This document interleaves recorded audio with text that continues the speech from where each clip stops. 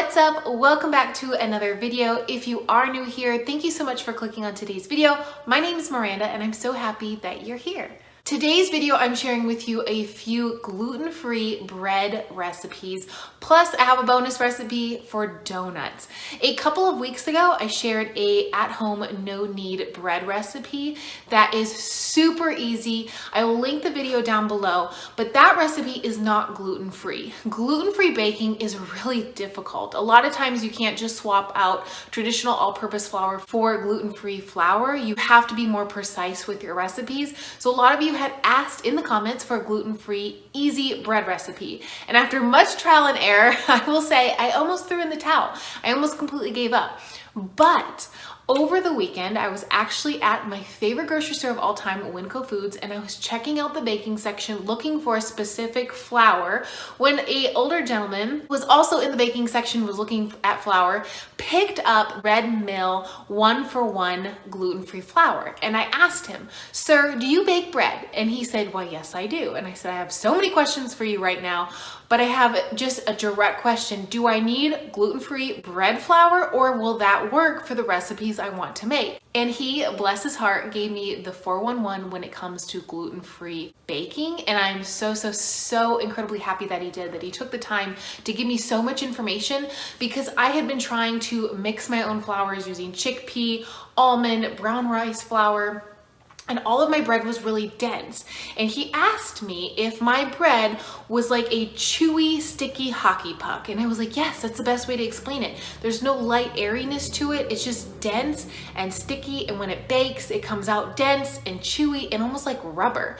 And so he gave me some really wonderful tips, and I'm so excited to share them with you today. So thank you to you, sir. If you ever happen to click on this video, I'm so happy I ran into you at Winco. I know I gave you an elbow bump, but I would have given you a big hug if it wasn't for the pandemic currently going around. But he was absolutely wonderful, and because of him, I have 3 recipes to share with you today. I have a very easy no-knead bread that is actually an Italian soda bread, but this bread is so easy, gluten-free, that you can actually make it into anything you like. If you want to make it into cinnamon raisin bread, if you want to make it into like a nutritional yeast Italian seasoning to have it be like a cheesy Italian bread, you could add any kind of flavoring to it that you would like. It's so easy, but I'm going to share with you the basic recipe, and in 40 minutes you'll have a beautiful loaf of bread that you can serve for your family. You can save the leftovers to make for sandwiches or toast, whatever you like. I also have a banana bread recipe, and I have a donut recipe. So let's jump into these recipes. I'm just so excited to share them with you. Someone who is not gluten-free but really enjoys baking, I found this to be super fun, super easy, and I can't wait for you guys to share them with me. So if you make any of these recipes, tag me over on Instagram at Miranda Running on Plants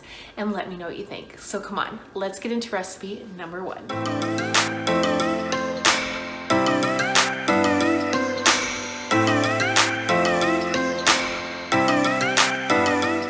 We're starting out with the banana bread, and honestly, this was probably my favorite thing because it's desserty, and I really love banana bread. If you are allergic to bananas, you can substitute for yams. I'll have the recipe in the description box below. So you're gonna need some gluten-free flour, about a cup of warm almond milk, some baking soda, baking powder, a little pinch of salt. I like adding salt because it does enhance the sweetness. I have some dairy-free chocolate chips. These are the Bake Believe brand, 3 bananas, a little bit of vanilla, and about a half a cup of applesauce. I just used one of these little containers because that's what I had on hand. No additional oil, no added sugar. You can add maple syrup, date syrup. You could add cane sugar if you wanted, but I thought it was just sweet enough with the chocolate chips, but you can bump it up a little bit if you want to.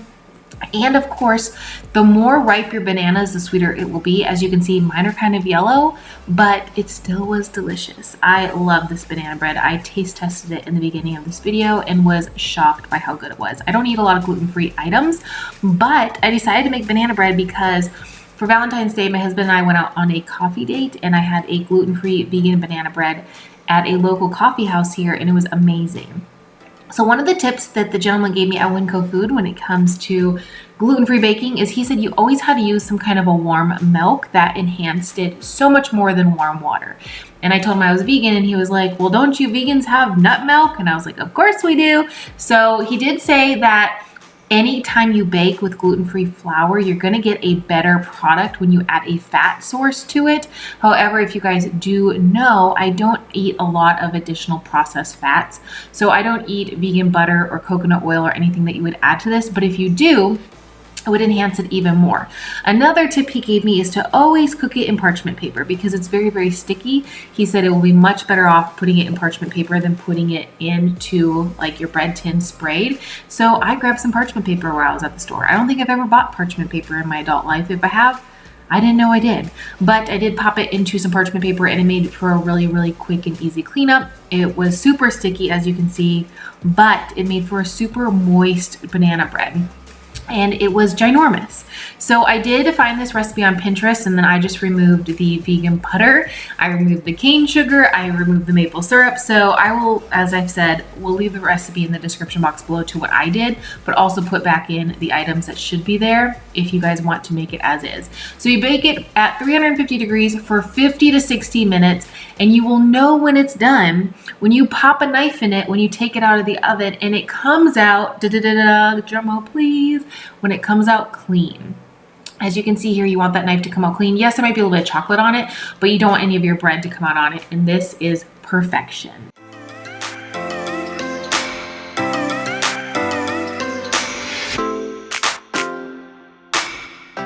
The second recipe here is an Irish soda bread, and I just made it gluten-free. I also eliminated the fat to it, so it does have a stronger soda salty taste, but you could add vegan butter, you could add coconut oil.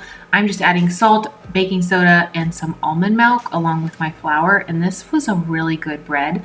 I didn't mind the saltiness of it, but if that bothers you, definitely add a fat source because it will kind of cut down on that. I just mixed all my dry ingredients together with a whisk, and then you're supposed to make like a little well to put your hot milk into. Like I said, it's supposed to be a fatty milk. They don't recommend using a nut milk, but I thought it was fine. Like I thought this bread was delicious, and it turned out really, really well. It was awesome. So as you can see, the bread starts to look kind of dry, and with bread, depending on your climate, it will either be, you live in a dry climate or a humid climate, your bread might look a little different than mine.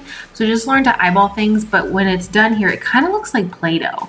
And it's not super sticky like yeast dough. It's kind of more like Play-Doh. Like it's very smooth, and you could probably roll it into balls without getting all sticky. And then what you're gonna do is you're gonna bake, again, on parchment paper, but you're gonna put a little bit of flour down, and you don't need to roll this out like you do other bread. You don't need to let it sit for a couple hours. As soon as you mix it, it's ready to go. So make sure as soon as you start mixing, you put your oven on at 450 degrees, and then you're just gonna plop that. I just turned it upside down and kind of formed it into a half ball on my parchment paper.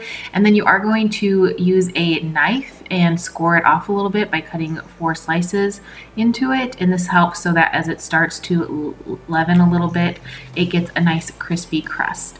And then what you're gonna do is you're gonna bake it at 450 degrees for about 15 to 17 minutes. I baked it for 17, and then you're going to lower the temperature and you're gonna bake it an additional 25 to 27 minutes. Now, I baked it on the high end, even though my oven bakes really hot. I also baked it on the top shelf.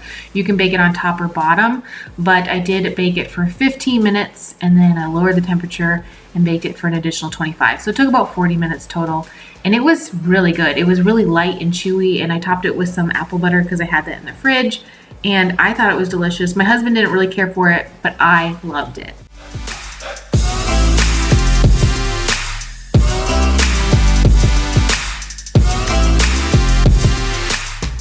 I wanted to leave you with one last recipe, and that was donuts. I make a lot of donuts here on my channel, I feel like, because it's something I really enjoy. So using that same flour, baking soda, baking powder, vanilla, a little pinch of salt again just to add some sweetness, almond milk, banana, and a bag of frozen blueberries. You can use fresh or frozen blueberries, it doesn't matter.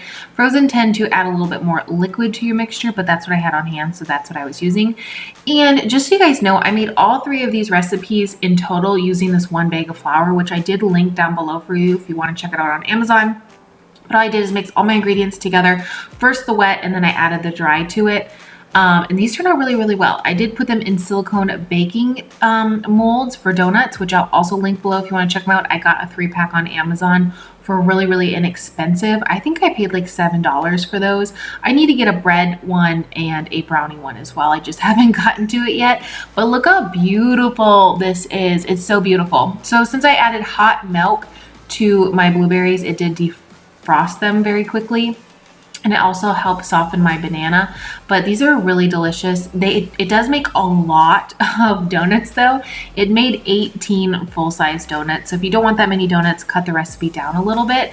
But like I said, I had just enough flour to make these donuts, the banana bread, and the Irish soda bread for just that one bag of flour.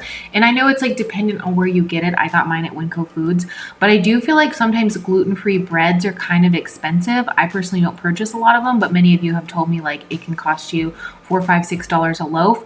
Hopefully this cuts back on a little bit of money for you, but if it doesn't, maybe it'll just be fun just to make your own bread, just to try it.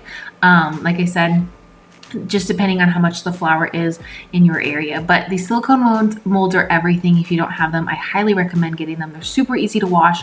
Everything pops out really easily, obviously, because it's silicone, but it's like no mess baking. I love them. So for the donuts, you are gonna bake them at 350 degrees for about 30 to 32 minutes until they come out clean with a knife, just like the banana bread.